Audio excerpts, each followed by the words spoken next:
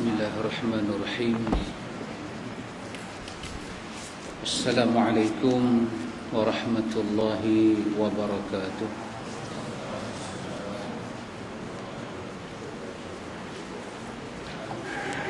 Alhamdulillah Rabbil alamin.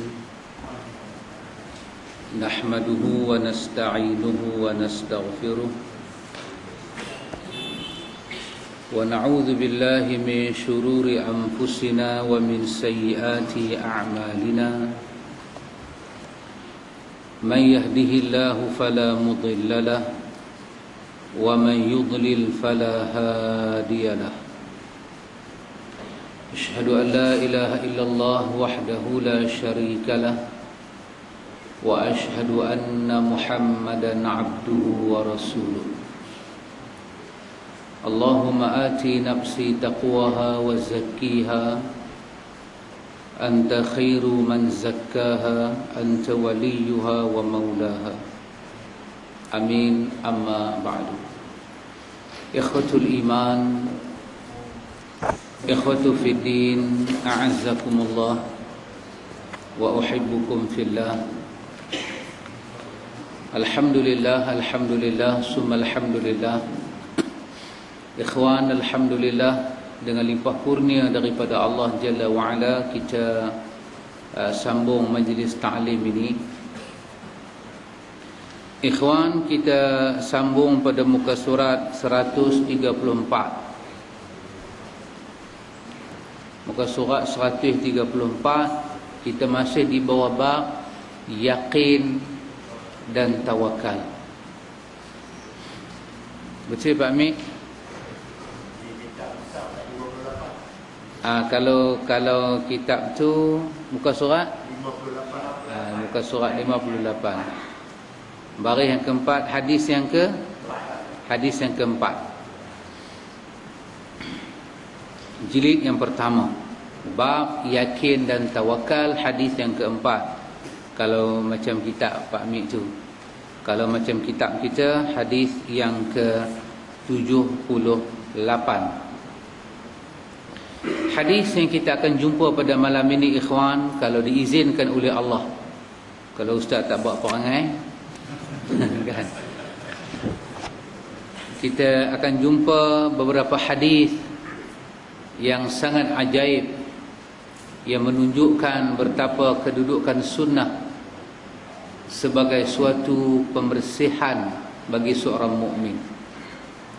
Kalau seorang mukmin itu dia boleh hidup tanpa sunnah, artinya dia sedang hidup di dalam kekotoran. Para ulama menamakan sunnah dengan nama sunnah al-mutahharah. Sunnah al-mutahharah. Apa makna mutahharah? Menyucikan. Kalau buka dalam kamus Dewan, ada dua perkataan. Satu bersih, satu suci. Apa makna bersih? Bersih bermakna hilang daripada kekotoran, daripada najis. Itu makna bersih. Tetapi setiap yang bersih belum tentu dia suci. Apa makna suci? Dia terhindar daripada noda. Subhanallah. Karena itu kalimah yang dipakai untuk menunjukkan kesucian seorang wanita, diguna kalimah wanita ini wanita yang suci. Tidak dikatakan bersih. Sebab mungkin pakaiannya bersih, mungkin make up dia bersih, tapi adakah dia ini seorang yang suci? Belum tentu. Agama ini mengambil kalimah yang tertinggi. Inna dina indallahil Islam. Di sisi Allah cuma ada Islam. Maka dia memiliki kalimah tertinggi, as-sunnah, sunnah nabawiyah mutahharah, al-hadithul mutahharah, sunnah yang mutahharah, sunnah yang sifat dia suci, tinggi dia. Tidak ada benda yang menodai dia. Benda yang paling cemar adalah hawa nafsu, dia boleh menodai. Maka sunnah ini ketika dia diturunkan, Allah menyebut wa ma yantiqu 'anil hawa in huwa illa wahyun yuha. Dia adalah benda yang bebas daripada hawa nafsu. Dia adalah wahyu daripada Allah Jalla wa Ala kepada kekasih dia Muhammad sallallahu alaihi wasallam. Ikhwan, cuba kita tengok beberapa hadis yang boleh kita buat pedoman di dalam bab yakin dan tawakal.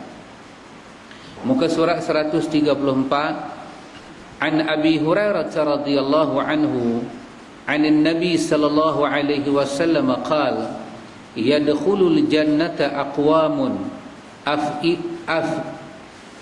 afidatuhum mithlu afidati at-tayr. Rawahu Muslim. Dari Abu Hurairah radhiyallahu anhu, dari Nabi sallallahu alaihi wasallam, beliau bersabda, akan masuk syurga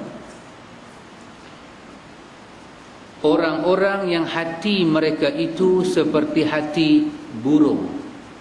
Hadis Imam Muslim. Ini hadis yang pertama, hadis yang pendek, Nawawi simpan, Nawawi masukkan sebagai hujah dalam bab yakin dan tawakal.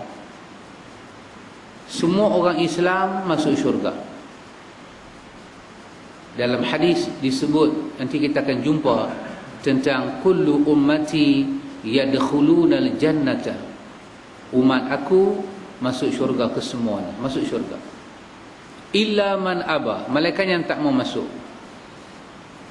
Malaikat yang tak mau masuk, dia tak boleh masuk. Siapa yang tak mau masuk? Nabi kata man ata'ani dakhalal jannah wa man asani faqad aba. Bahasanya jelas, barisnya jelas, susunan kalimahnya juga jelas. Di sisi orang Arab tidak ada yang tak faham. Kecuali Arab yang tak faham ni memang Arab yang tak mau faham, dan dia pun tak boleh faham, dan dia pun tak akan faham. Bahasa yang jelas. Nabi bukan cakap bahasa Jawa ke orang Arab.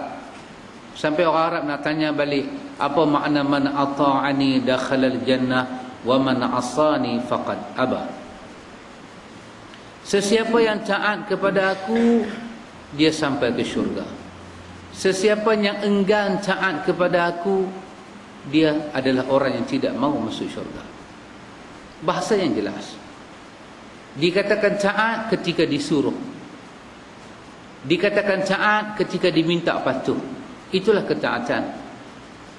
Apabila seorang murid dikatakan taat pada gurunya ketika gurunya buat peraturan. Ketika guru tak buat peraturan, tidaklah timbul masalah ketaatan.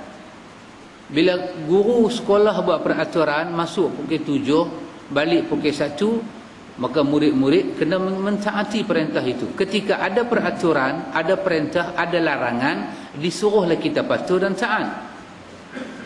Maka Nabi meninggalkan sunnah-sunnahnya. Nabi minta kita mematuhi sunnah-sunnahnya. Maka siapa yang mentaati aku di atas jalan ini, mematuhi yang perlu dipatuh, dijauhi apa yang perlu dijauhi, itulah orang yang masuk syurga. Siapa yang aba, tak mau, siapa yang ada sifat enggan patuh itu, enggan saja ikhwan. Kalau iblis itu dikatakan aba wastakbara, enggan campur sombong. Tapi dalam kisah ni tak disebut sombong, disebut enggan. Mungkin dalam hati dia ada macam-macam. Kerana pandang hina, kerana sombong, kerana tak mau, enggan. Kerana merasakan nak memperolok-olok, itu hal hati dia. Tapi yang kita nampak cara zahir, dia enggan. Dia enggan. Nabi suruh salat, dia tak mau salat. Dia enggan. Adakah dalam hati dia merasakan salat wajib atau tidak wajib? Itu hal dia. Kita tak tahu hati dia. Tapi yang kita nampak, enggan. Disuruh dia ini mengeluarkan zakat, dia tak mau keluarkan zakat. Dia enggan. Sombongkah dia? Wallahu ta'ala a'lam. Mungkin dia diancam. Kalau hang berkolak zakat, hang jaga. Kami tembak hang lagi. Mungkin. Tapi zahirnya dia enggan. Maka sesiapanya enggan, Nabi kata, faqad aba. Wa man asani faqad aba. Maka yang enggan itulah yang dianggap derhaka kepada aku. Sangat mudah untuk faham. Tak payah makan ayak jampi, tak payah makan kismis cerdik, tak payah. Mudah faham. Maka hadis yang kita akan jumpa ini satu hadis yang sangat pendek. Ketika para sahabat dengar hadis-hadis ini, mereka termenung. Mereka termenung. Mereka berkata, bagaimanakah kehidupan kami ini? Nabi kata, yadkhulul jannata, masuklah syurga Allah. Masuklah ke dalam syurga. Siapa-siapa pun boleh masuk ke dalam syurga. Terutama ini aqwamun, suatu kaum, suatu daripada hamba-hamba Allah.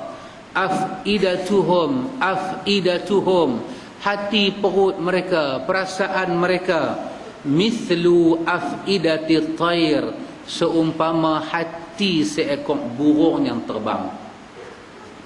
Seekor burung, kalau kita bedah burung tu besar mana lah hati dia, besar lagi hati kita. Tapi bukan masalah hati, masalah apa yang disimpan oleh burung itu. Apa burung itu simpan?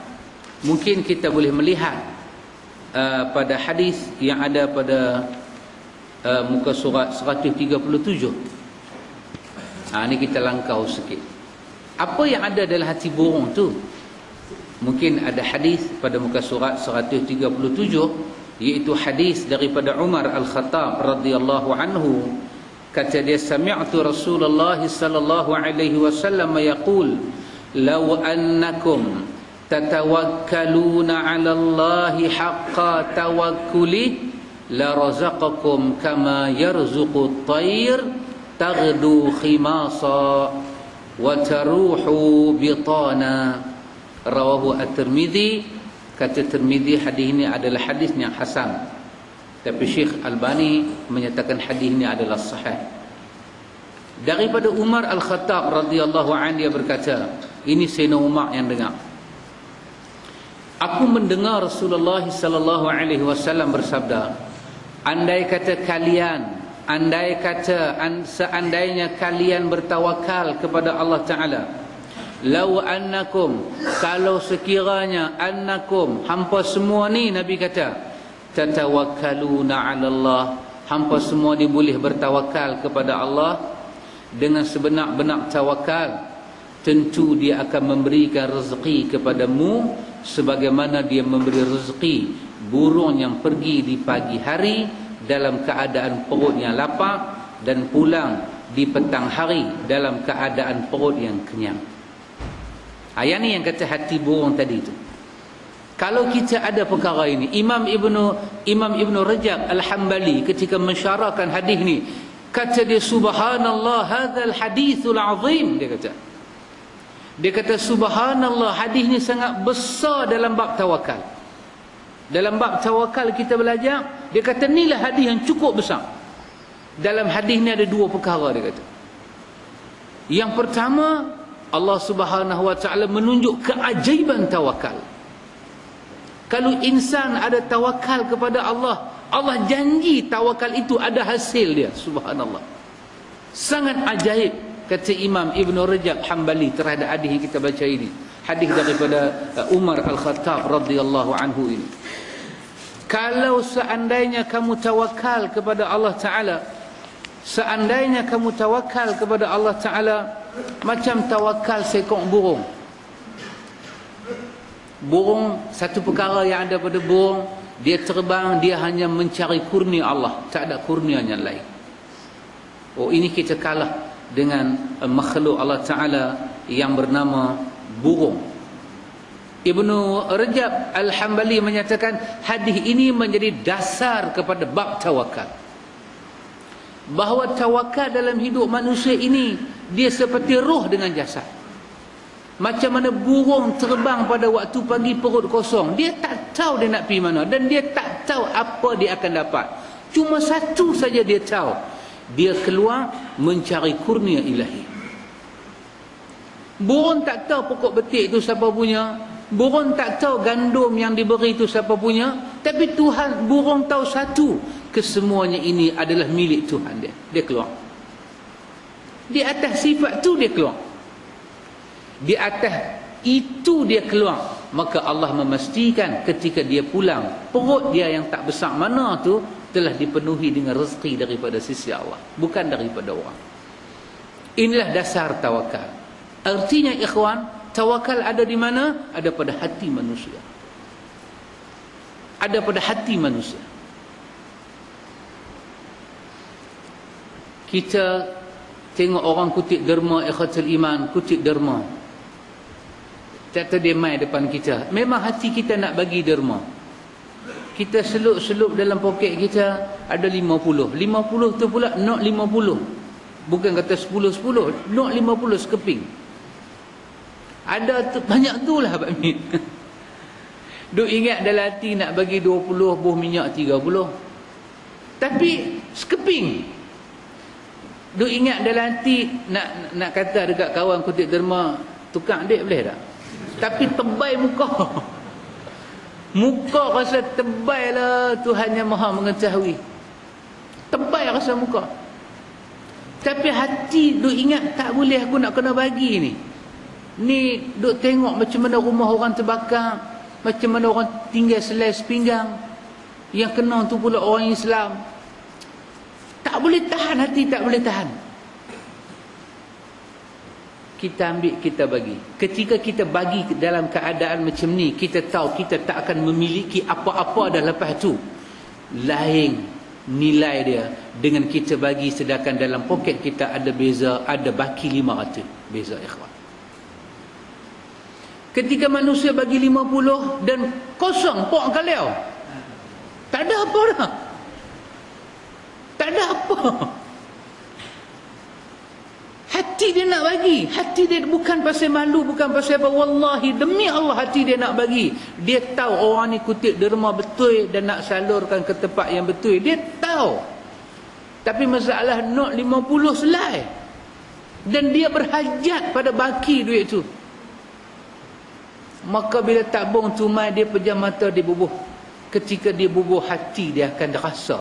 Kalau dia letak tangan dia letak tangan dia di jantung dia, dia tak payah pakai doktor hak cucuk telinga tu, dia boleh dengar dung dung, dia boleh dengar.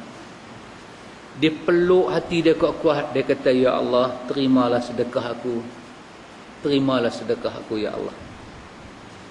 Ini orang sedang bertawakal tinggi kepada Allah. Kenapa? Di belakang dia tak ada apa, hanya ada bantuan daripada Allah. Inilah hati seekor burung nama dia ikhwan. Bila kita ambil 50 kita bagi, kita ambil 50 kita bagi, dalam poket kita ada baki 500, kita tak ada hati seekor burung. Tak ada. Allah akan bagi balik, tapi kita sedang bercakap soal kucuk-kucuk kahutahi. Sesuatu kena rasa dalam. Satu kena rasa dalam. Bila insan bagi, dia rasa kehilangan dan dia mula bergantung kepada sang punca rezeki itu. Artinya karen tawakal mula mengalir. Ketika itu dia akan melihat sesuatu Tuhan akan buat dengan urusan ini. Kata Imam Ibn Rajab Hambali, apa yang terjadi ketika manusia memberi ataupun menerima agama ini dengan tawakal, hadis ini menyatakan, hadis Umar ini menyatakan, Allah akan memberi rezeki kepada dia ikhwan. Subhanallah. Allah akan bagi rezeki pada manusia yang bertawakal. Suatu rezeki yang sangat agung. Rezeki yang datang daripada nilai yang mulia. Allahu Akbar. Hak yang saya sebut tadi itu pengalaman satu kawan yang bercerita dengan saya. Pengalaman satu kawan bercerita dengan saya. Ketika dia bagi RM50, dia tak ada apa. Tak ada apa. Ni dia cerita dengan, dia cerita. Dia tak ada apa Pak Mik. Jiwa dia suruh bagi, suruh bagi, suruh bagi. Dia kata dia tengok belah kiri dia ada seorang Cina buka wallet dia, buka dompet dia, ambil 30 boh dalam kutipan derma tu. Dia punya ingat, alangkah kalau aku boleh tukar duit 50 dengan Cina ni, 10. Alangkah bagusnya. Tapi tak terkeluar, terkunci di mulut dia. Tapi dia kata, aku kena bagi, aku kena bagi. Dan dia teringat beberapa hadis Nabi menyebut setiap pemberian itu ada pemberian yang lebih baik daripada sisi Allah. Dan dia bagi, kosong. Kosong. Seperti kata Najwa Latif, kosong, kosong. Kosong, tak ada apa-apa, kosong. Subhanallah ikhwan. Dia bercerita kepada saya dalam masjid. Selepas daripada solat Zuhur, dia bercerita dalam masjid. Dia masuk ke dalam masjid, dia seluk poket dia yang sebelah. Dia dapati ada 50. Dia tak tahu 50 tu mai ke mana dia. Dia keluar daripada masjid, dia berjumpa dengan satu orang, kawan lama dia, jumpa di situ. Kawan tu peluk dia, kawan tu salam bagi 300 dia. Subhanallah. Subhanallah. Ketika dia bercerita, saya melihat air mata dia turun. Dia kata, saya bersedekah pada waktu pagi, saya mendapat pada waktu tengah hari. Subhanallah ikhwan. Bila dia bagi 50, dia pegang jantung dia. Dia rasa macam nak terkeluar. Dia kata, saat lagi memang aku tak makan apa sampai malam. Pegang jantung dia, dia pegang jantung dia, dia peluk jantung dia, dia pejam mata, dia kata, ya Allah, terimalah daripada aku. Pasal dia rasa kalau dia lepas tangan dia nanti kena heart attack. Dia pegang kuat-kuat, air mata dia berkaca, dia kata, ya Allah, aku tak ada siapa, aku dah hang seorang, ya Allah. Dia cerita, saya rasa saya boleh faham, ikhwan, inilah nama dia, tawakal, yang Nabi sebut. Akan masuk ke dalam syurga seorang yang bertawakal kepada Allah seperti mana hati seekor burung. Ikhwan, ketika kita salat, ketika kita menjalankan kehidupan, kita tolong orang, aliran itu kena ada dalam hati kita. Sehingga kan ikhwatul iman, para ulama kita, para ulama ahlus sunnah wal jamaah memberi pelajaran kepada kita supaya bila kita berbuat sesuatu, kita tak ada yakin dan tawakal pada Tuhan, kita mengulang balik langkah kita. Kita mengulang. Dan ini satu proses ikhwan untuk bertemu dengan Allah. Dia tak main seperti mana orang Melayu buat pantun seperti pauh melayang macam itulah, macam orang Melayu duk kata tu, macam melayang apakah mai, macam bulan jatuh ke riba. Tak, dia proses apa dia? Pendidikan jiwa, proses jiwa. Ulama salaf menyatakan kepada kita, rahimahullahu al-abdan waqafa 'inda hammihi fa in kana lillahi mada wa in kana li ghairihi ta'akhkhara. Ini bukan hadis, perkataan ulama salaf. Allah merahmati seorang hamba. Allah merahmati seorang hamba apabila hamba itu memerhati kerja buatnya. Kalau sekiranya kita dapati kerja buat kita itu ada hubungan dengan Allah, maka teruskanlah. Apabila kita dapati kerja buat kita itu terputus hubungan dengan Allah, maka tinggalkanlah kerja itu. Supaya bila kita buat, hati kita ni berhubung dengan Tuhan. Ketika itu Allah akan memberi apa yang mata, telinga, perasaan kita rasa tak mungkin kita dapat, kita akan dapat, ikhwan. Dapat apa? Kita akan dapat kemuliaan di sisi Allah. Ikhwatul iman. Baik. Kemudian dikatakan, muka surat 135, dikatakan maksud hadis tadi, Nabi menyatakan kalau kamu ada hati seperti seekor burung, kamu masuk syurga. Para ulama hadis menyatakan mungkin hadis ini memaksudkan mereka yang bertawakal kepada Allah, ataupun hadis ini juga menyatakan mereka yang mempunyai hati yang lembut di sisi Allah. Dia dengan Tuhan ni dia lembut hati, dia dengar kata. Dia lembut hati, dia dengar kata. Allah kata tak boleh, hati dia lembut, ikhwan. Dan ini satu kurnia daripada Allah. Ala kulli halnya, kedua-dua tafsiran ini kita boleh pakai. Ima hadis ini cenderung kepada orang yang bertawakal, ataupun hadis ini membicarakan orang yang lembut hati. Dalam hadis Imam At-Tirmizi, ketika Nabi ditanya tentang ahli syurga, ahli syurga, Nabi mensifatkan ada beberapa orang yang neraka tidak akan sentuh mereka, mereka tidak disentuh oleh neraka, Di antaranya Nabi menyatakan ini adalah orang layinin sahlin, orang yang mudah dan lembut hati, orang yang mudah berkira, dia lembut hati. Kedua-duanya kita gabungkan ikhwatul iman. Inilah yang kita nak faham daripada hadis yang diriwayatkan daripada Abu Hurairah radhiyallahu an, dan kita masukkan dengan hadis kita baca tadi daripada Umar Al-Khattab. Ikhwan, di sini ada pelajaran. Artinya kita kalah dengan seekor binatang nama burung. Kita kalah. Dia kecil, ya subhanallah dia kecil, tapi jiwa dia besar. Kecil je burung. Burung puyuh ke burung apa, rasanya dia kecil lah. Tetapi dia memiliki kelengkapan untuk hidup lebih daripada kita. Dia boleh terbang pada waktu pagi sampai tengah hari. Allah kata rezeki kau ada di sana, dia pergi tanpa putus asa, tanpa mengeluh, tanpa minta bantuan siapa-siapa, terbanglah dia. Kadang-kadang dia kena lestit mati. Dalam usaha apa? Mencari kurnia ilahi. Beza dengan burung duduk dalam sangkar. Tu ada satu lagu, siapa menyanyi? Osman Hamzah tak silap saya. Dia kata sungguh malang nasibmu burung. Betul Pak Min, eh? Sungguh malang nasibmu burung duduk dalam sangkar. Pasal apa? Burung duduk dalam sangkar, dia makan, dia minum, tapi dia tak akan dapat makan dan minum macam mana burung di luar sangkar. Apa dia ikhwan? Ada beza. Satu orang yang bergantung tulen kepada Allah dengan orang yang bergantung kepada Allah tetapi hati dia dan perhatian hidup dia juga sedang bergantung pada bendanya lain. Hidup dia jadi tak sempurna ikhwan. Sangat tak sempurna. Karena itu para ulama salaf menyatakan kepada kita ikhwatul iman.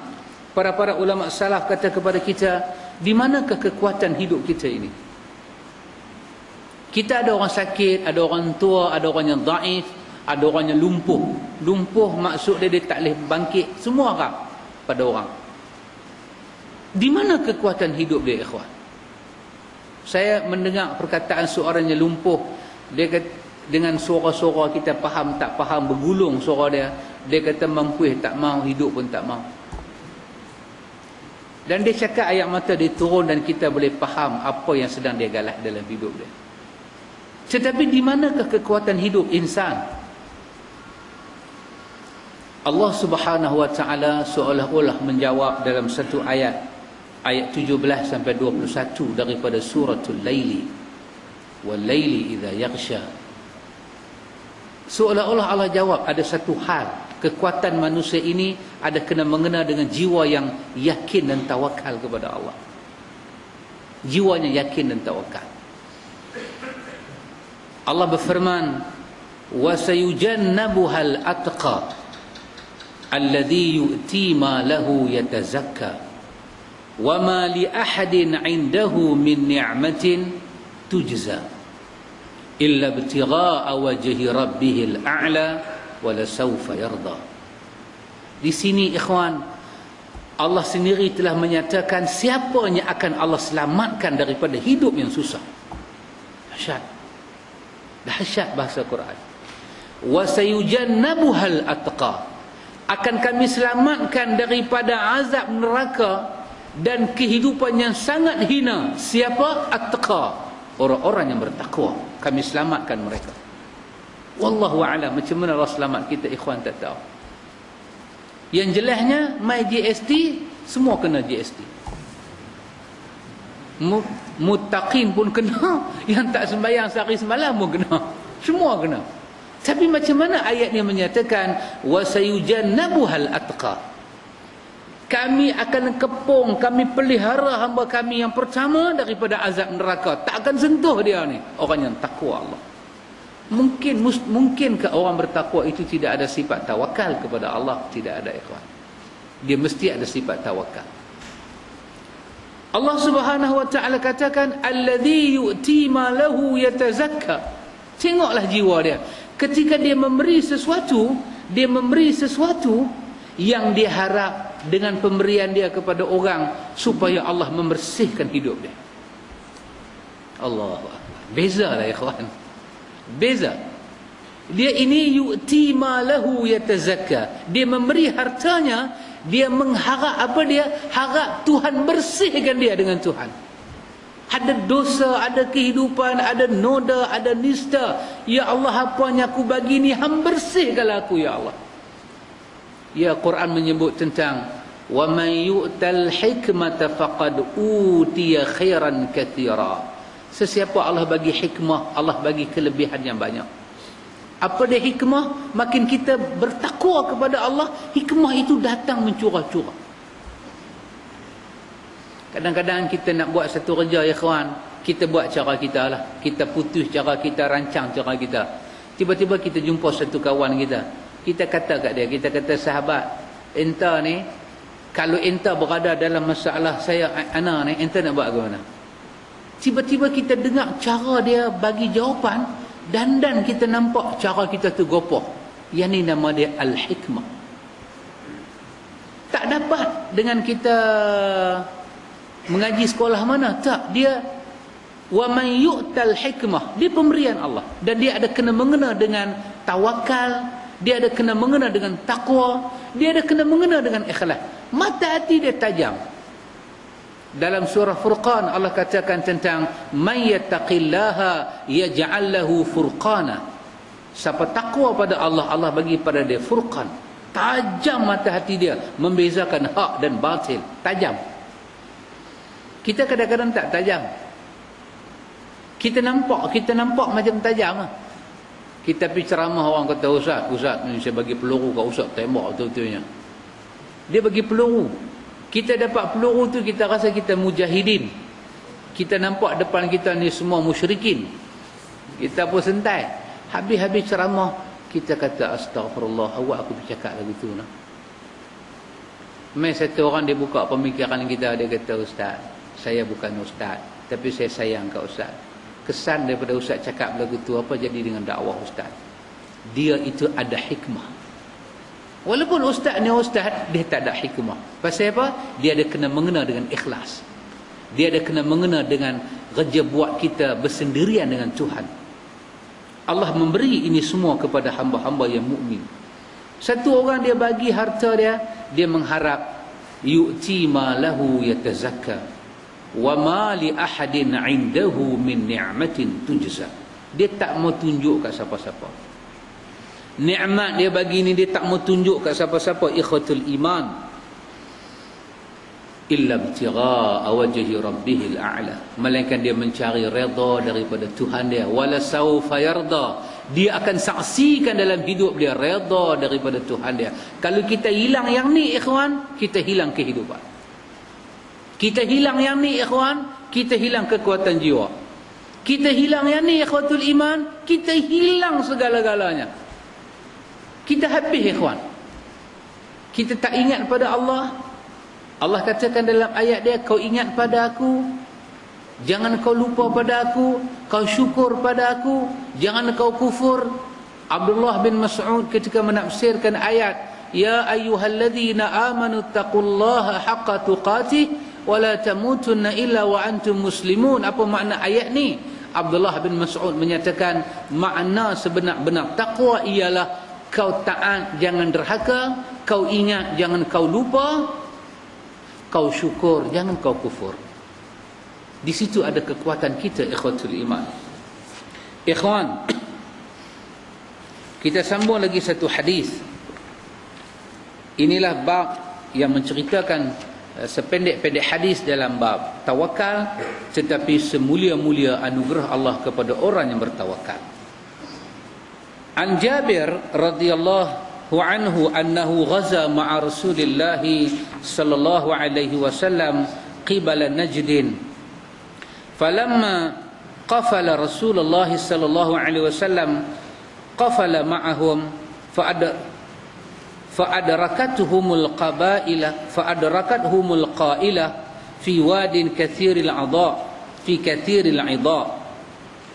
فنزل رسول الله صلى الله عليه وسلم وتفرق الناس يستظلون بالشجر. ونزل رسول الله صلى الله عليه وسلم تحت سمرة fa'allaqa biha sayfahu wa nimna naumahu naumatan fa idza Rasulullah sallallahu alaihi wasallam yad'una wa idza 'indahu a'rabi faqala inna hadha ikhtarata alayya sayfi wa ana na'im fastayqaztu wa huwa fi yadihi salta qala man yamna'uka minni qultu Allahu Allah Allah wa lam yu'aqibhu wa jalasa muttafaqun alaih. Kita tengok yang Melayu dia. Daripada Jabir bin Abdullah radhiyallahu anhu, dia berperang bersama Nabi sallallahu alaihi wasallam ke arah Najdin, ke arah kawasan bukit tinggi, kawasan tinggi.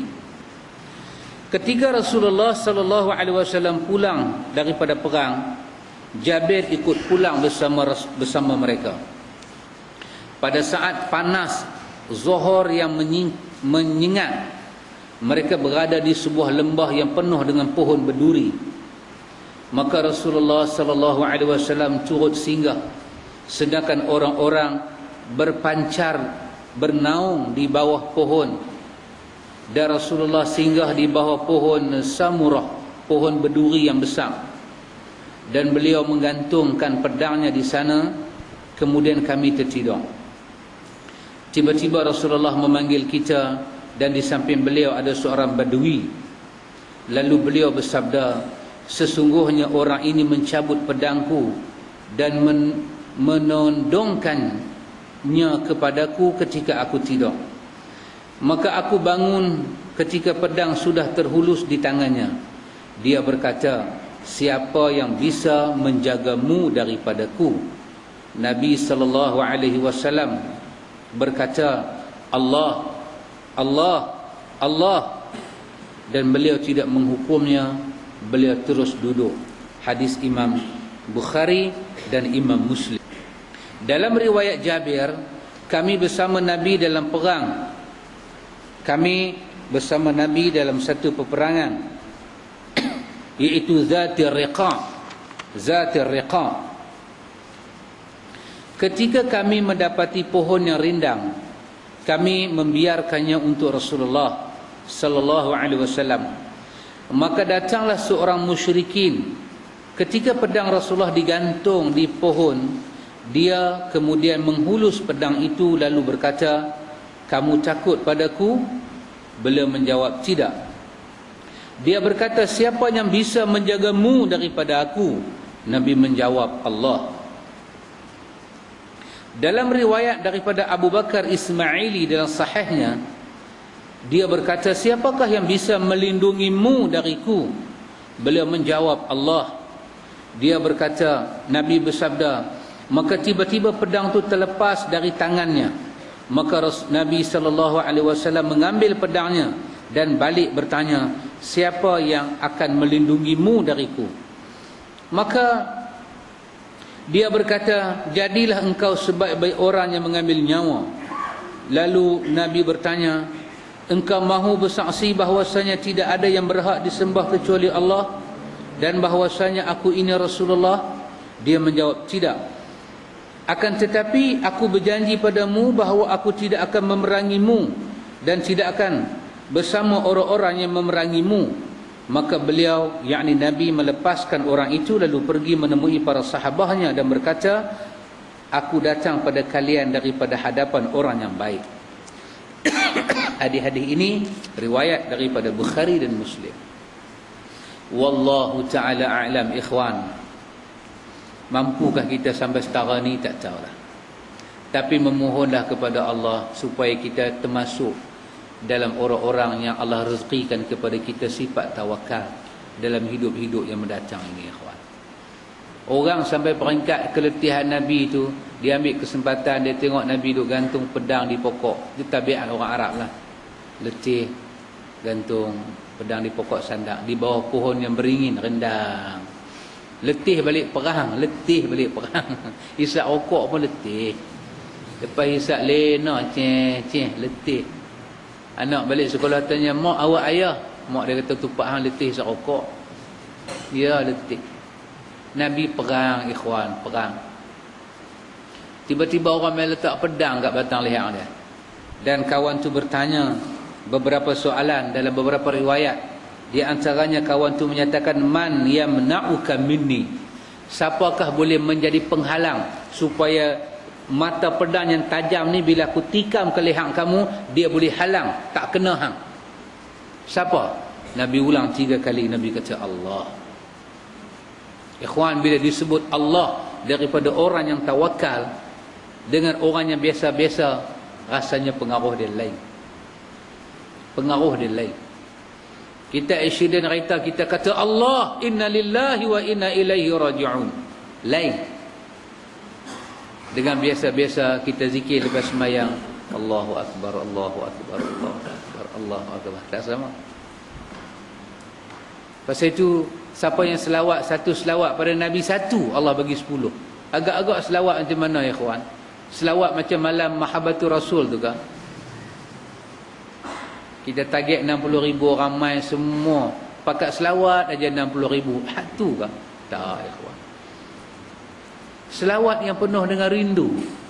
Selawat yang penuh dengan erti sayang. Selawat yang penuh dengan erti kasih. Membesarkan orang itu, tahu makna kedudukan orang tu. Satu aja. Kita duduk tengah-tengah malam, Allahumma salli ala nabiyyina Muhammad. Air mata kita berkaca ikhwan. Allah balas daripada kita 10. Beda kalau kita duduk selawat, Allahumma salli ala Muhammad, tasbih duduk berjalan, tapi tak ada apa. Macam orang buat tembok, katuk-katuk kosong, tak ada semen. Lain ikhwan. Bunyi dia lain ikhwan. Jadi macam mana nak dapat benda tu? Ya, mujahadah kita kepada Allah. Nanti kita akan ada bab. Selepas ini mungkin bab mujahadah. Apa makna mujahadah? Daripada bab ikhlas sampai bab tawakal. Dah 7 bab kita mengaji. Nak dapat itu macam mana? Sabar, tawakal. Nak dapat itu macam mana? Kita kena mujahadah. Macam mana mujahadah? Nawawi akan hurai kepada kita ikhwan. Sunnah ni sangat bersih. Dia akan masuk dalam hati orang yang bersih. Dia membersihkan hati orang yang telah bersih. Dia mengangkat nilai kedudukan orang yang bersih di hadapan Allah, Tuhan yang sangat suci bersih. Karena itu Allah menyatakan, innallaha thayyibun la yaqbalu illa thayyiba. Allah yang baik tidak akan menerima melainkan yang baik-baik. Benda baik yang paling pertama Tuhan nak tengok hati manusia. Kalau kita boleh terima Rasul ini ikhwan, kitalah orang yang cukup baik dalam dunia. Ketika doktor datang kepada kita, tadi di hospital saya tengok kawan kita kena kanser. Dah tak menyawa dah dia. Hanya pakai mak oksigen. Abang tu dia kata kat saya, dia kata, Ustaz bagilah sikit kata-kata hati. Ramai orang saya tengok mai. Apa saya boleh kata ikhwan? Saya bukan doktor. Saya bukan doktor. Tapi satu benda saya teringat dengan hadis yang kita nak baca malam ni. Apakah yang boleh menghalang kanser itu bertindak kepada manusia? Allah ikhwan. Allah. Tak ada benda lain. Apa ada pada painkiller dan kemoterapi itu ikhwan? Kesemuanya makhluk ciptaan manusia juga. Apa ada dengan manusia ni ikhwan? Saya katakan Quran adalah ubat. Diturunkan Quran itu sebagai syifa, dan doa adalah ibadah.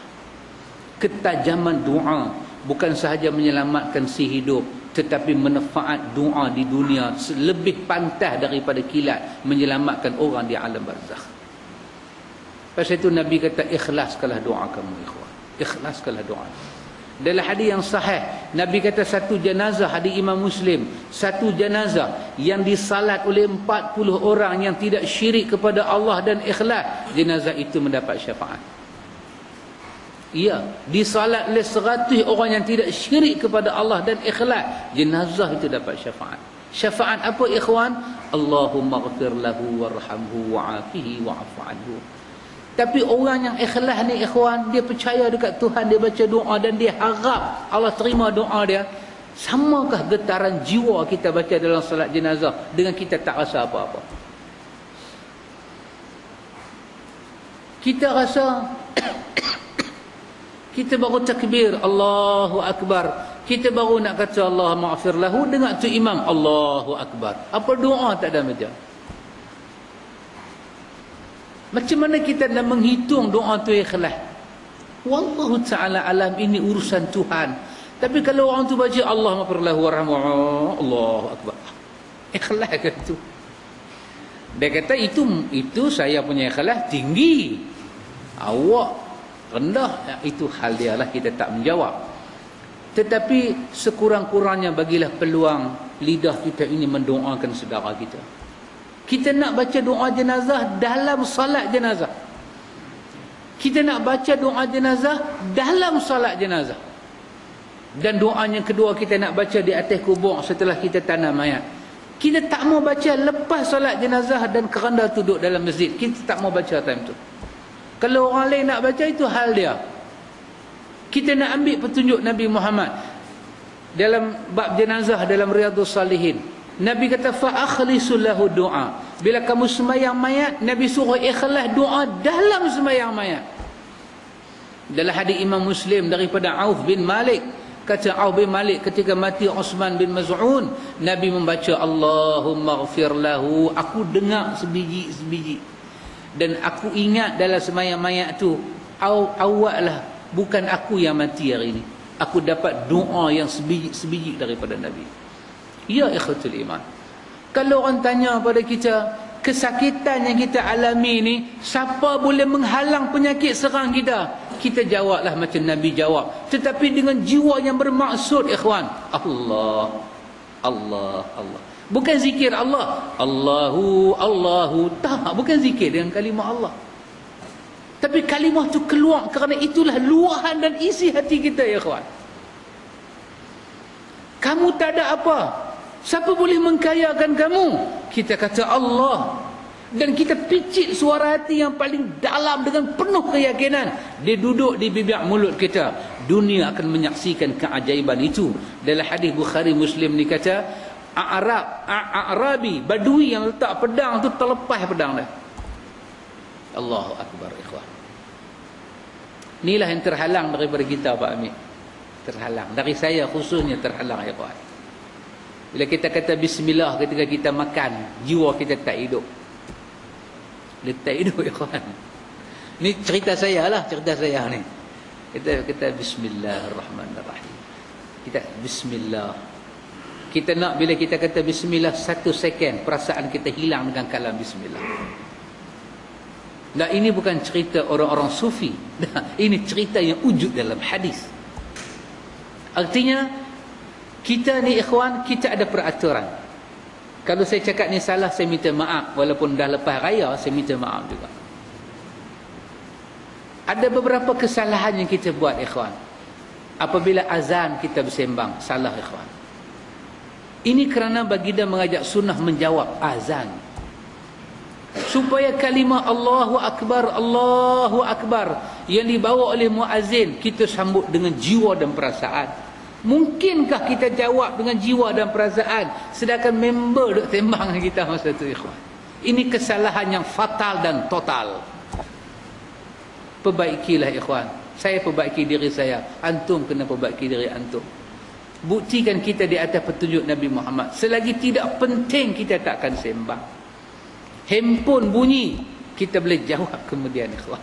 Kita boleh silent. Ini azan. Dan kita membaca doa Allahumma rabba hazi ta'awati tammah. Dalam hadis Bukhari dan Tirmizi menyebut, doa itu akan dibawa oleh Nabi sampai ke bawah arasy ilahi dan akan jadi syafaat kepada umat. Kita nak bagi ada kontak tu, ikhwan. Bila orang azan, kita kena didik, no handphone, please. Tak mampu, tak mampu. Kok kena Parkinson terkedak berbuih mulut? Tak, ikhwan. Kenapa kita sedang belajar mujahadah? Tak boleh, ikhwan. Kita tengok puak-puak merepek wal merapu ni.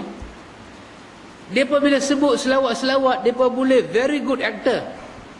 Dia pun ni pelakon antara bangsa yang baik. Dia boleh buat menangis. Wahai tak menangis pun.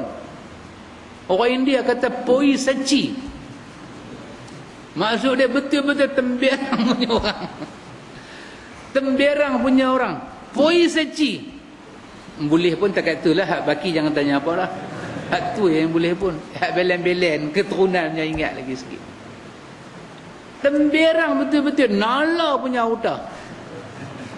Tipu. Tangisan tu tangisan tipu, bohong. Tangisan yang benar ada di mana? Ada pada kehidupan para sahabat. Antum bayang, satu hari Abu Bakar As-Siddiq, kan kita ulang-ulang baca riwayat yang pendek ini, tapi ada kesan pembersihan jiwa gitu. Abu Bakar As-Siddiq satu hari dia jadi khalifah Rasulullah. Datang satu orang muda yang buat kesalahan yang bukan hudud. Datang pada Abu Bakar As-Siddiq, Abu Bakar, aku salah Abu Bakar. Kesalahan dia bukan hudud.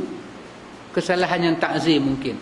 Kira orang kata compound ke parking ke silap kata mana kata tahu lah. Dia datang dengan ayak mata ke Abu Bakar. Dia kata, Abu Bakar, aku salah, boleh tak hang tolong aku Abu Bakar? Abu Bakar ini khalifah Rasulullah. Dia orang besar. Dalam hati dia nak mendidik hamba rakyat dia. Dia kata tak, kamu layak dihukum. Perkataan itu menyebabkan remuk hati seorang rakyat yang mengangkat dia pada musim pilihan raya. Remuk hati hamba Allah tu. Kawan tu pun keluar beralih daripada Abu Bakar dengan ayak mata. Abu Bakar, aku ada anak, aku ada isteri. Kalau tak kesian kat aku pun kesianlah kat mereka. Abu Bakar kata, kau salah, kau layak dihukum. Ayak mata kawan tu turun, keluar.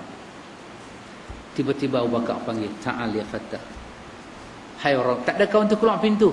Mai sini orang muda. InsyaAllah aku tolong kamu. Budak muda tu kata kat Abu Bakar, tadi hang halau aku.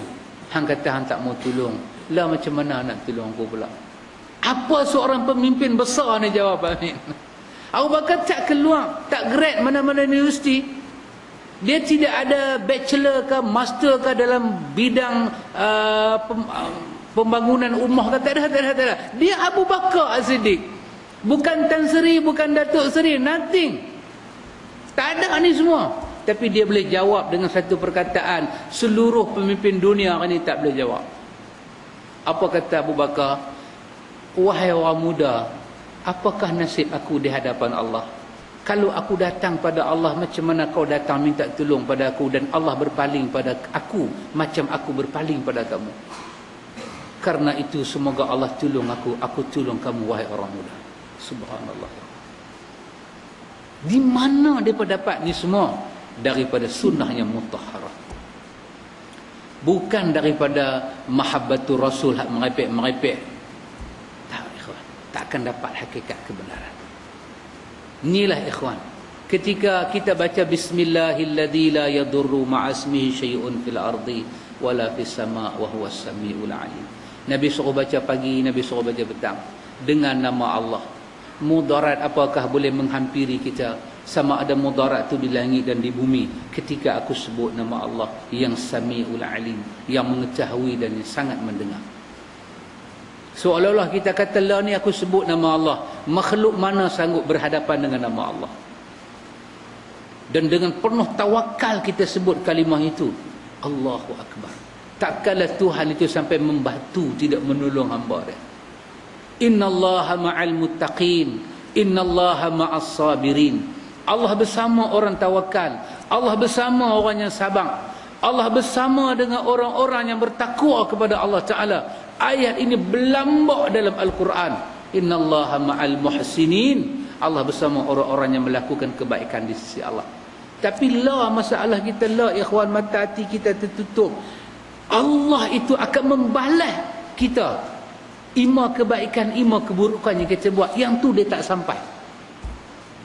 Pasal itu kita cuba nak belajar ikhwan. Bila orang azan kita nak sambut. Sambut dengan jiwa dan perasaan. Bukan mulut duk jawab Allahu Akbar, mata tengok handset. Oh tidak ikhwan. Dengar kuliah main handset tak apa.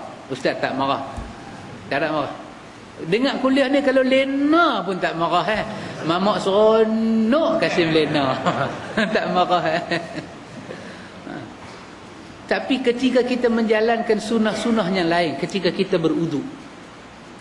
Nabi dalam hadis Imam Muslim pesan pada kita hari Jumaat kita nak berudu, udu yang agak berbeza dengan hari-hari lain. Nabi suruh kita fokus fa ahsinul wudu, elokkan hari Jumaat. Mandi, Nabi kata. Ikhwan, bila kita nak mandi pergi hari Jumaat, kita kena ada tawakal kepada Allah. Kita kena ada yakin kepada Allah. Ini satu mandian yang mulia di sisi Allah.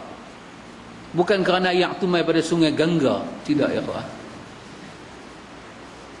Alhamdulillah. Kan tengok berita semalam, bil api naik pula. Alhamdulillah. Alhamdulillah. Ini semua kerana nak sayang rakyat tidur awal. Alhamdulillah.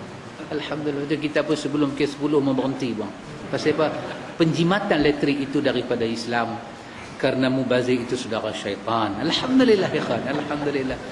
Satu the very good government kan. A very good excuse to citizen in this country. Bolehkah lagu tu Kak Pah? Daripada jauh saya nampak Abang Zahar dengan Kak Pah. I think I miss you too.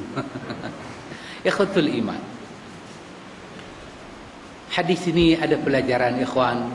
Ketika musibah demi musibah datang, dengan bukan kita sebut di mulut, tapi bahasa kita nak renyok sampai masuk dalam hati kita ni. Apa yang kita sebut di hati, apa kita sebut di mulut, dia jatuh masuk dalam hati. Duk, dia jatuh. Allah. Dan ini ada kesan pada orang lain. Ada kesan. Sesiapa yang bertakwa kepada Allah, wa yu'allimuhumullah, Allah akan alimkan dia berdasarkan takwa yang dia ada. Walaupun sama-sama mengaji satu universiti, tapi dia akan faham agama dengan caranya agak kita nampak ada kemuliaan. Kawan ni nampak macam merosot sikit. Pasal apa? Takwa itu memberi ilmu yang lain. Keikhlasan itu dia bagi ilmu yang lain. Mudah-mudahan hadis-hadis kita baca ni ikhwan, yang menunjukkan kehebatan Rasulullah menyebut Allah, bang, pedang kawan tu jatuh. Allahu akbar.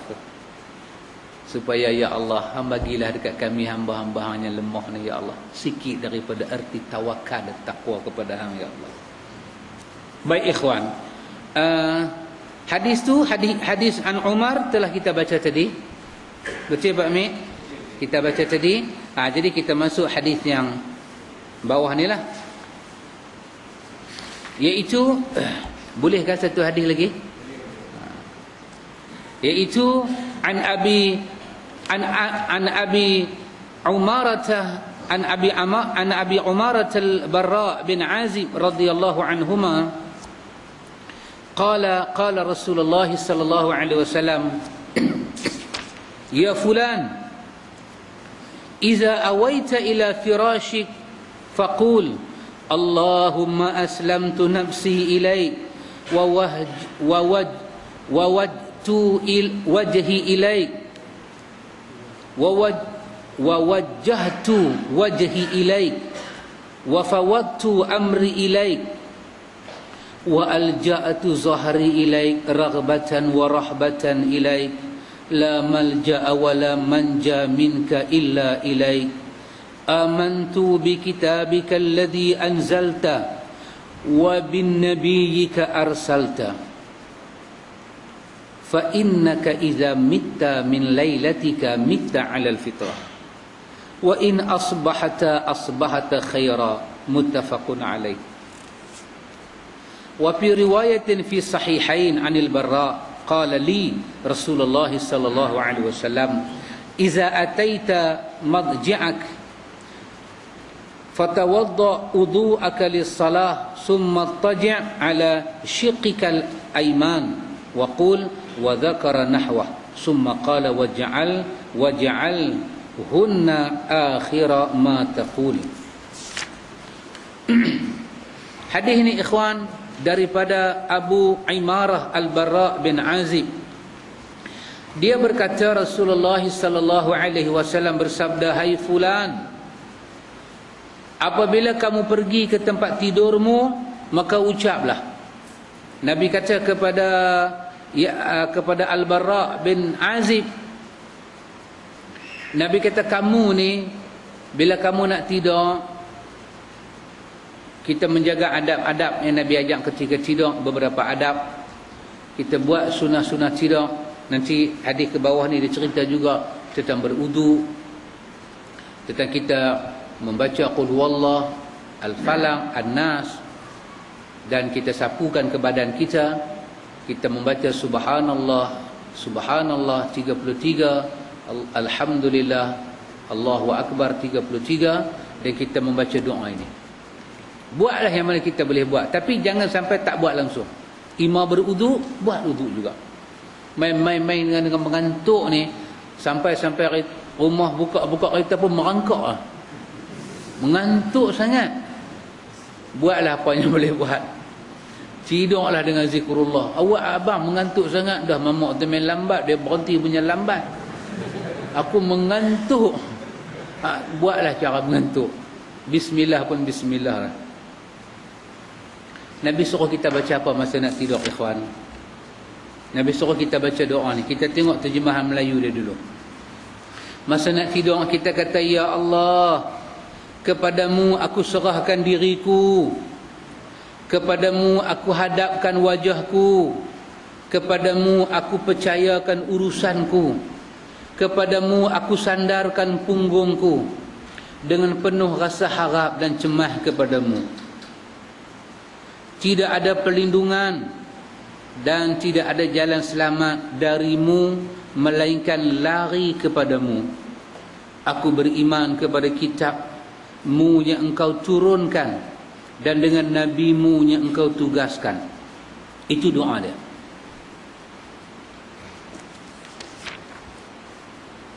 Mari kita baca beramai-ramai sekali doa ni, ikhwan. Ini tidak bid'ah, ini kerana majlis ta'lim. Kita mengajak doa-doa yang kita tak pernah baca, kita baca.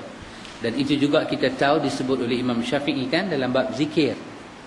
Boleh baca ramai-ramai dengan tujuan apa? Mengajak.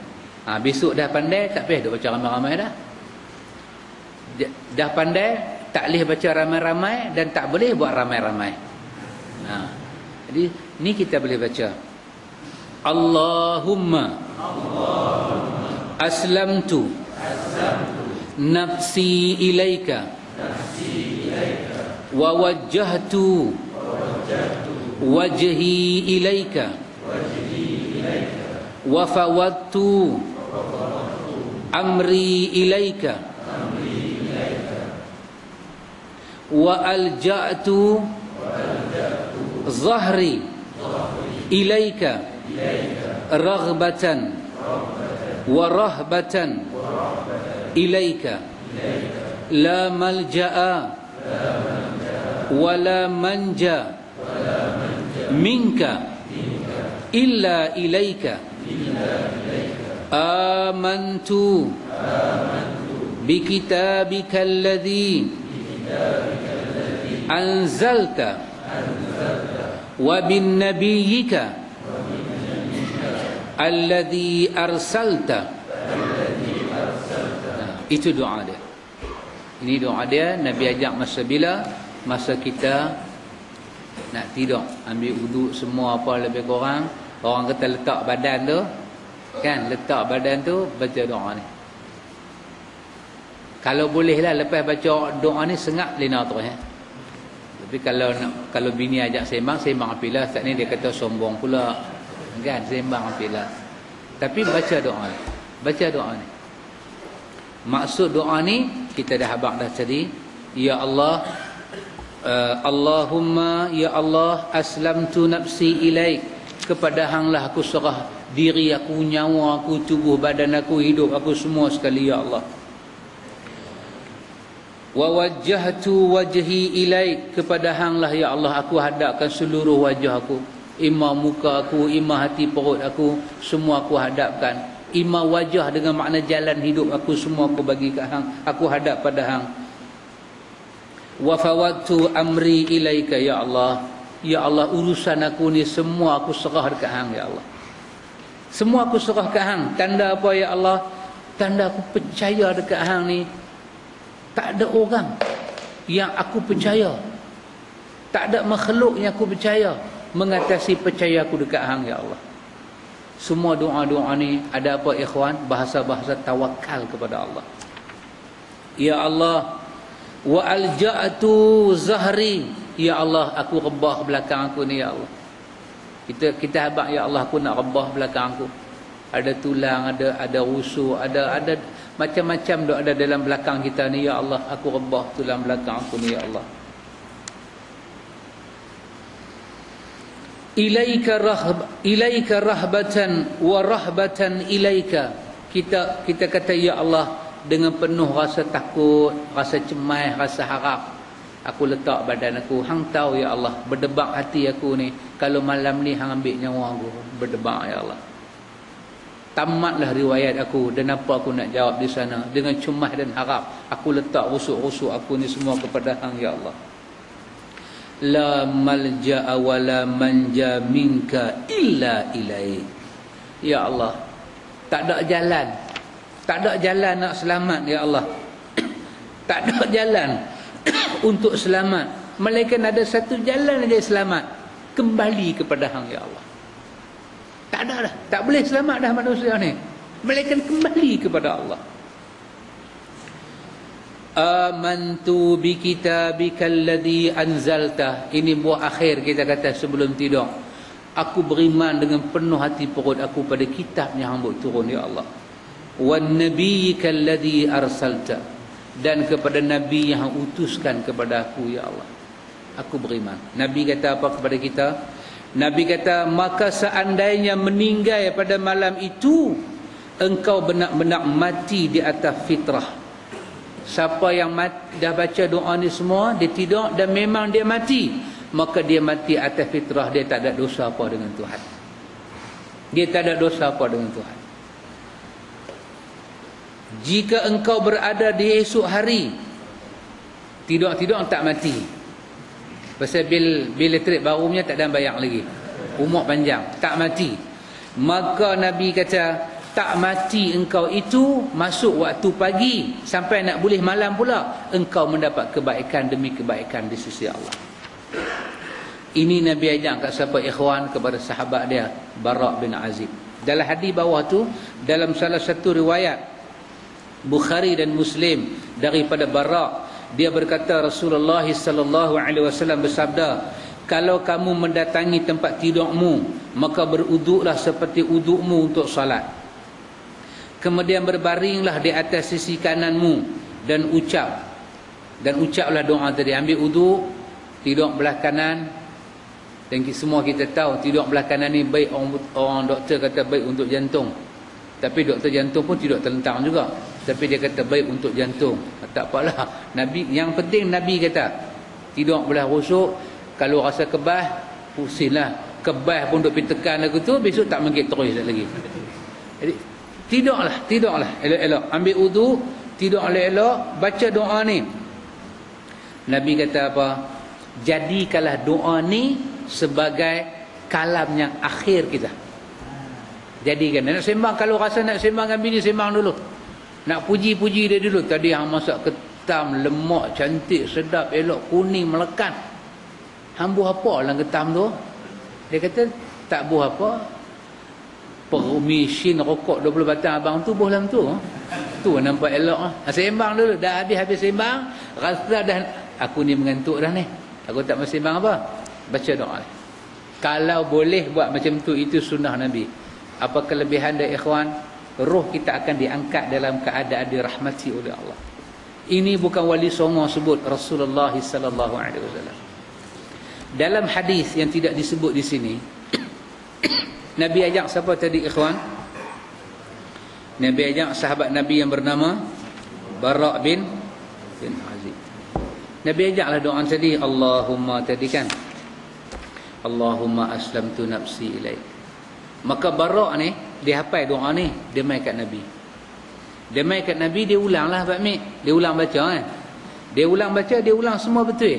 Cuma sampai kepada kalimah belakang tu, kalimah amantu bi kitabikal ladzi anzalta wa bin nabiyyika. Bila sampai kalimah wa bin nabiyyika, Bara' bin Azib dia tukar. Dia kata wa bi rasulikal ladzi arsalta. Kalimah Nabi dia tukar dengan Rasul. Apa kata Bara'? Bila dia baca doa lagu tu, kalimah Nabi tu, sedangkan dalam hadis tadi Nabi ajak kan, Nabi ajak wa bin nabiyyika, dia tukar. Atas-atas semua dia baca elok, sampai last tu dia tukar wa bi rasulikal ladzi arsalta. Kata dia Bila aku baca macam ni, dia kata faradda alaihi Nabi sallallahu alaihi wasallam. Nabi tolak aku. Nabi tolak.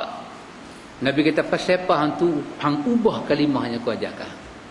Kalau tempat tu aku guna Nabi, hang kena guna Nabi. Kalau tempat aku tu aku guna Rasul, hang guna Rasul. Sedangkan kita kata apa? Beza Nabi dengan Rasul kan? Sama. Kata para ulama, kalau di situ diguna Rasul, mungkin merujuk Rasul ini kalimahnya umum, mungkin merujuk pada malaikat, merujuk pada nabi-nabi sebelumnya.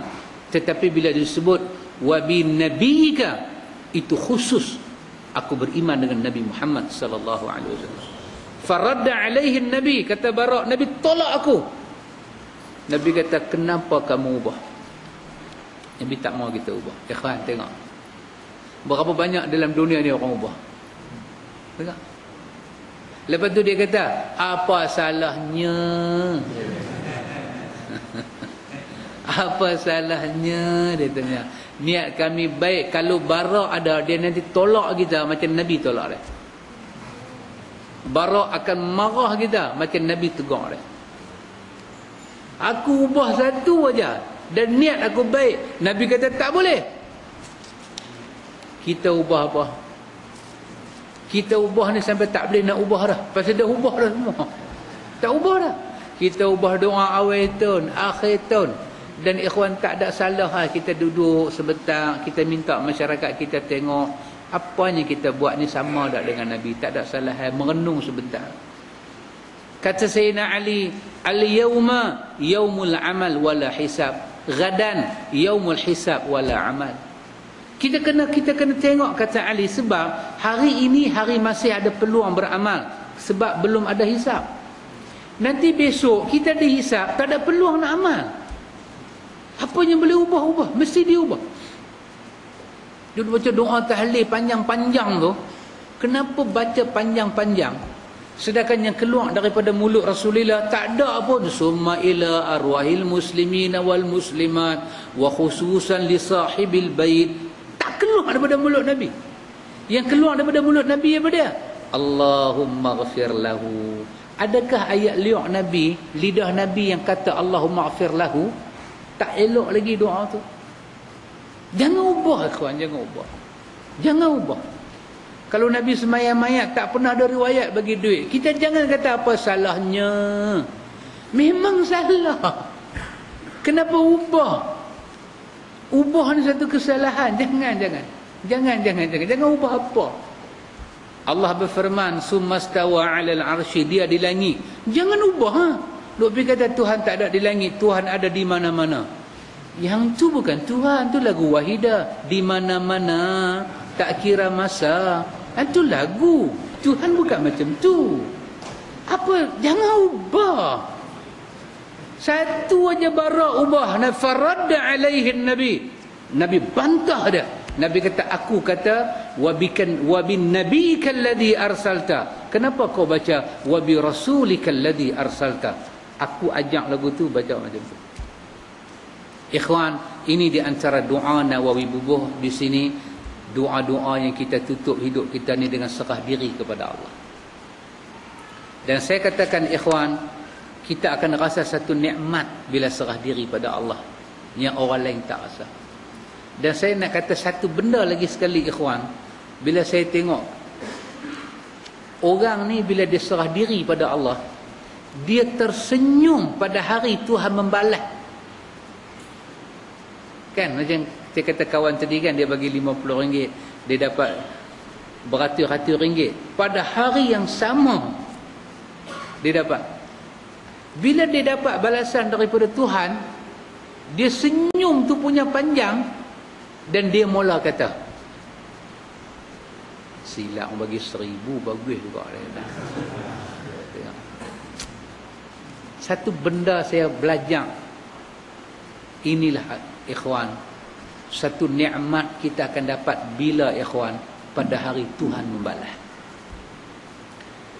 Hari kita berbuat, hari kita diminta mengerahkan segala tenaga perasaan kita menjadi abdi Tuhan, kita akan rasa sengsara dia sebentar. Tapi hari Tuhan nak balas bila, ya kawan? Tak tahu. Tak tahu. Antum bayang, saya terangkan satu benda kepada satu kawan. Satu benda kepada satu kawan. Benda yang saya terang pada dia yang kita duk mengaji dalam Al-Ibanah. Kan? Pasal isunya agak panas sekarang di mana Tuhan. Dan kawan ni cengih Pak Mit. Singa di hutan pun tak cengih aku dia. Memang cengih. Dia kalau sembang dia boleh tumbuk meja, kecut muka saya. Takut dia tumbuk dengan kita. Dia ni memang out of control kalau dia marah. Halnya dia tanya dengan saya. Dia kata, Ustaz, mereka duk kata Tuhan duk di langit. Mereka ni mau siku bagi baru tahu. Dia nak siku. Jadi, saya tak kata apa. Saya kata biar api kat mereka kan. Tak, saya nak tanya Ustaz ke mana? Kita ahlu sunnah wal jamaah ke mana? Dia tanya soalan tu. Tadi dia nak siku ahlu sunnah. Dia tanya ahlu sunnah wal jamaah ke mana? Dia tanya. Saya nak kaitkan dengan tu, kegembiraan. Saya kata kat sahabat, saya pun main macam orang politik, main jauh. Tu kono kot tu, kono kot ni, kono kot tu. Dia kata sahabat nombor satu sekali, kita kena lapang dada. Pasal kita duk cakap pasal Tuhan. Kita cakap pasal agung pun ada harta. Jangan main-main. Kan? Apa pandangan sahabat kalau kita kata agung ni dia duduk atas kursi dia macam kera duduk atas pokok? Apa pandangan sahabat? Oh, itu menghina agung. Boleh tak kita kata lagu tu? Tak boleh. Pasal apa hina? Itu macam mana kita pergi kata Tuhan duduk di langit macam duduk atas pokok? Kalau agung pun terhina dengan ayat tu, Tuhan lagu mana? Dia sengak Pak Mek. Dia sengak. Saya kata hati mau luah. Yang kedua saya kata mau baca doa Nabi Musa banyak-banyak. Rabbi syrah li sadri wa yassir li amri. Minta Allah buka dada kita bagi faham urusan agama.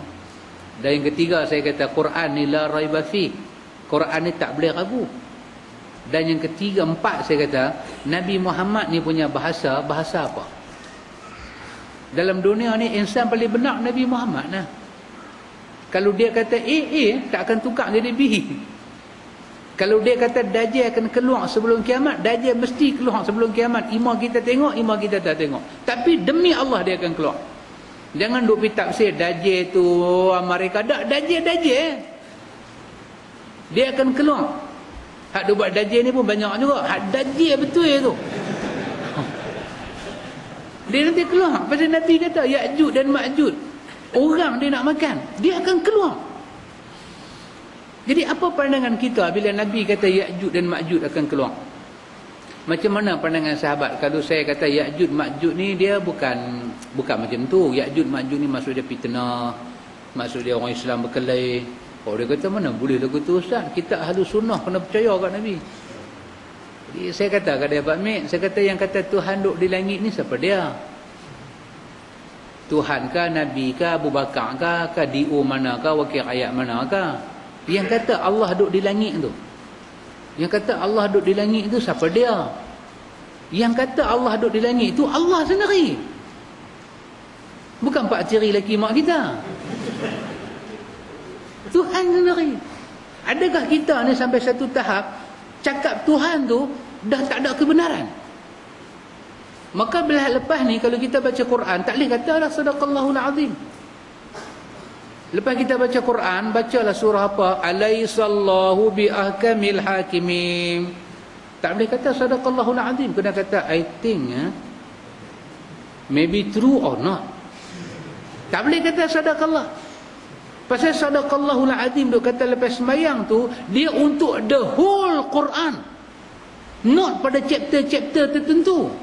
Betul tak cik? Chapter nah. Tu baru apa tu. Kan? Dia bukan pada ayat tertentu, tak, dia pada seluruh Quran. Seluruh Quran tu kita kata qul sadaqallah, katakanlah benar Allah. Jadi yang kata tu Tuhan, sampai Allah buat statement, dan Quran ni apa dia? Quran ni apa dia? Kalam Allah. Orang Melayu ada kata kan, lembu pegang pada tali, Orang pegang pada janji ditepati. Tu orang. Kita pegang pada janji. Tak pasal apa kita orang tipu kita? Pasal apa kita marah? Tipu tu apa dia? Tipu tu apa dia? Tak payah apa wow. Ni apa dia? Tipu tu omongan kosong. Tipu tu adalah perkataan-perkataan satu orang yang tidak ditunai. Tak, kenapa hang pegang kata dia? Saya kata kat Abang Syarif, jangan lupa nah, minggu depan pukul 3 tunggu saya ambil Abang Syarif, kita pergi kena kanji Arab di Taiping. Abang Syarif pun tunggu, cancel sana cancel sini. Abang Syarif pegang hak saya kata tu, pegang. Tak tahu saya tuang. Abang Syarif kata kat saya, apa api tuang? Apa api tuang? Lah, saya kata, apa masalah saya tuang? Abang Syarif kata, kalam dah keluar. Lah, saya kata, apakah pentingnya kalam ni? Kenapa kita tak marah pada orang bisu? Pasal dia tak cakap. Pasal dia tak ada kalam. Kalam ni lah kita nak pegang. Saya nak pegang apa kat Pak Amit ni? Nak pegang tangan. Pak Amit ada 2 tangan. Kalau saya pegang tangan Pak Amit, Makcik Mah lagu mana? Nak pegang apa? Saya tak boleh pegang tangan Pak Amit. Saya pegang kalam Pak Amit. Apa dia kalam Pak Amit? Kalam Pak Amit yang saya dengar, Pak Amit kata besok tengah hari nak masak, mai makan di rumah. Saya pegang. Tiba-tiba saya pegang. Orang kata, apanya hampir pegang kalam Pak Amit? Pak Amit ni jangan pegang apa? Kalau saya tak boleh pegang apa, macam mana saya nak berinteraksi dengan Pak Amit? Mesti ada satu benda saya kena pegang. Apa dia? Kalam, kata-kata. Kata-kata ni walaupun tak nampak, tapi dia satu pegang. Pegang, di situ ada percaya. Dia percaya Pak Amit. Esok saya nanti main makan tengah hari. Kalau orang kita bercakap pakai dia punya kata-kata, kalau kata-kata orang tu dipegang, betul dan salah diukur pada kata-kata dia, kata-kata Tuhan macam mana? Kata-kata Tuhan ni lagu mana? Tak boleh pegang lah. Tuhan suruh sembahyang, tu kata-kata dia lah tu. Pasal apa hang sembahyang? Kalam Tuhan suruh sembahyang. Pasal aku pegang kalam dia lah aku sembahyang. Habis yang kata dia duduk di langit ni, kalam siapa? Kalam dia. Pasal apa tak boleh pegang? Makan durian tak lagi? Kita nak tanya dia, ni musim durian ni. Tak, pasal apa kalam Tuhan tak boleh pegang? Kalam Tuhan ni ada datang mana-mana tak betul ke? Kalam Tuhan, pasal apa tak boleh pegang?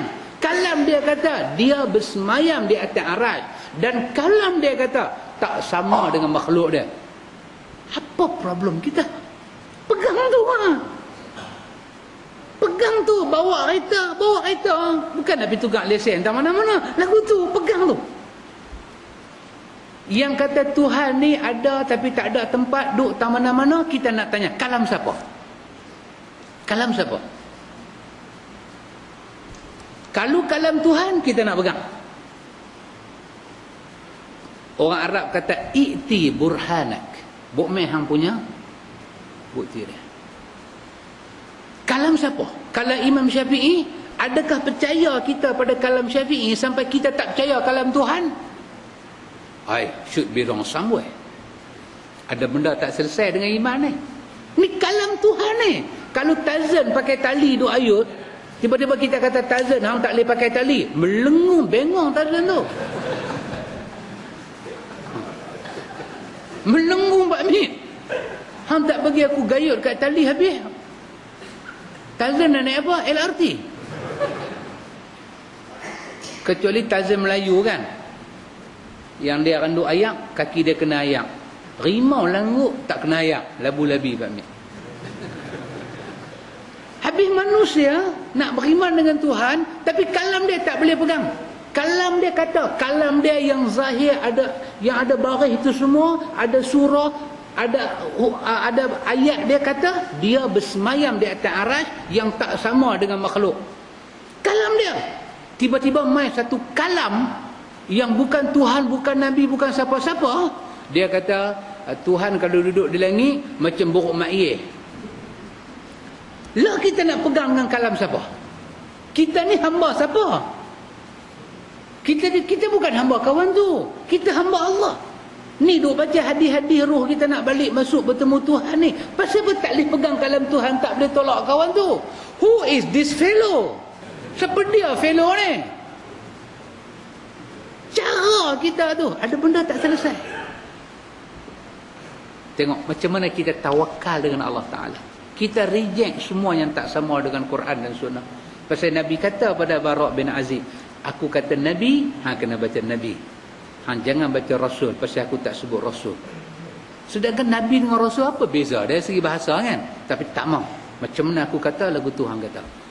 Itu baru makna aku beriman kepada Allah dan Rasul. Allah kata dia duduk di arasy yang tak sama dengan makhluk dia. Kita beriman. Sampai bila? Sampai mati. Mailah kata macam beruk, macam mana pun. Kita kata yang cakap tu beruk. Kita cakap macam tu hina agung. Macam mana otak manusia tertutup dia boleh kata dekat Tuhan lagu tu? Ada satu penceramah mabuk mana tak tahu dia main di Tanjung. Saya dengar sendiri ceramah dia. Pak Long kita rakam bagi saya dengar. Dia kata Tuhan duduk di arasy sama macam anjing duduk di lantai. Itu dia. Satu benda ikhwan, jangan layan orang sakit jiwa. Mereka ni mental. Problem mental. Kalau doktor mental rawat mereka dengan doktor-doktor tu mental. Very mental namanya. Pak Mik ada tengok gambar antara dua darjat? Kan? Antara dua darjat punya gambar apa?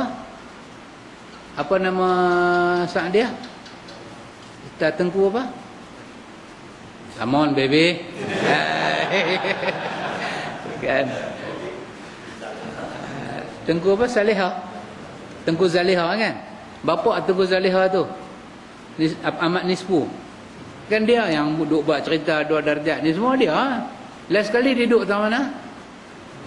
Wak gila betul dah Pak Min. Ya, tu mental punya tempat. Dia duduk wak gila, anak dia mai tengok dia bawa kereta tepi. Dia ambil daun, dia duduk kira duit.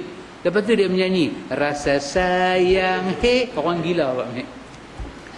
Kita kata wallahi demi Allah, duk kata Tuhan sama dengan beruk, Tuhan sama dengan benda ni semua ni mental dalam akidah. Maka jangan layan sangat orang lagu ni. Kita bawa jalan akidah Ahlussunnah, kita terang akidah Ahlussunnah, kita tak ambil peduli pasal depa pun, kita tak rugi tak mana-mana. Kita layan depa, kita boleh kena darah tinggi. Lah ni kita nak darah tinggi tu pi kat depa. Kita tamu darah tinggi, kita pegang kalam Tuhan. Kalau kalam Tuhan sampai peringkat tak boleh pegang, bermakna Tuhan dah tak ada apa-apa dalam hidup kita, kita akan punah ranah, kita akan jahanam. Itu kesimpulan kita belajar malam ni. InsyaAllah kita akan masuk lagi satu hadis.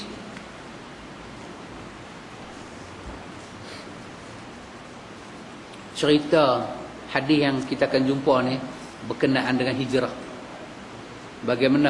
Bagaimana tawakalnya Abu Bakar kepada Allah dalam gua tu. Kan orang kata merpati mai, merpati sejoli mai bertelur. Lepas tu Spiderman pun mai buat sarang. Dalam hadis yang kita akan baca ni, dia tak cerita tu semua. Dia cerita macam mana hati perut Abu Bakar. Kita akan belajar macam mana Abu Bakar ni satu orang yang tawakal pada Allah. Wallahu a'lam. Subhanakallahumma wa bihamdika asyhadu an la ilaha illa anta astaghfiruka wa atubu ilaik. Allahumma rabbana atina min ladunka rahmah wa hayyi lana min amrina rasyada. Wassallallahu ala nabi Muhammad walhamdulillahi rabbil alamin.